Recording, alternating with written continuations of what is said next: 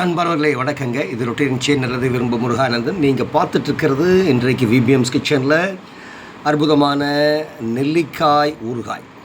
ஆமாம், பழ நெல்லிக்காய் இல்லை, சின்ன நெல்லிக்காய். நம்ம வீட்டிலெல்லாம் கொல்லைப்புறத்தில் வளர்ந்துருக்கும் இல்லையா, சின்ன நெல்லிக்காய். அதனுடைய ஊறுகாய் ரொம்ப அற்புதமாக இருக்கும். அடுப்பில் வானொலி வைங்க.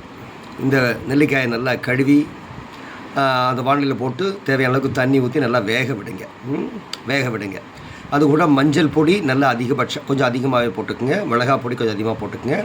வரமிளகா ஒரு 10 மிளகாய் அளவுக்கு, அதாவது அதிகமாக எண்ணிக்கையில் வரமிளகாய் கிள்ளி போடுங்க. அப்புறம் அதில் தனியாவை இடித்து போடுங்க, கொத்தமல்லி இடித்து போடுங்க. அதே மாதிரி குருமிளகு லேசாக இடித்து போடுங்க.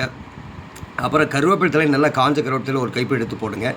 தேவையான அளவுக்கு எண்ணெய் ஊற்றிக்குங்க. வெள்ளை 2 அச்சு வெல்லம் போடுங்க. போட்டு நல்லா வேக விடுங்க.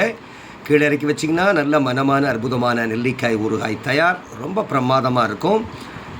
இதில் நீங்கள் கொஞ்சம் மக்காச்சோள மாவையும் நீங்கள் அவசியம் சேர்த்திக்கிங்க. இது செய்கிறப்போ மறந்துடாதீங்க, மக்காச்சோள மாவு அவசியம் சேர்த்திக்கிங்க. நல்லா வேக விடுங்க. பிரமாதமாக இருக்கும்.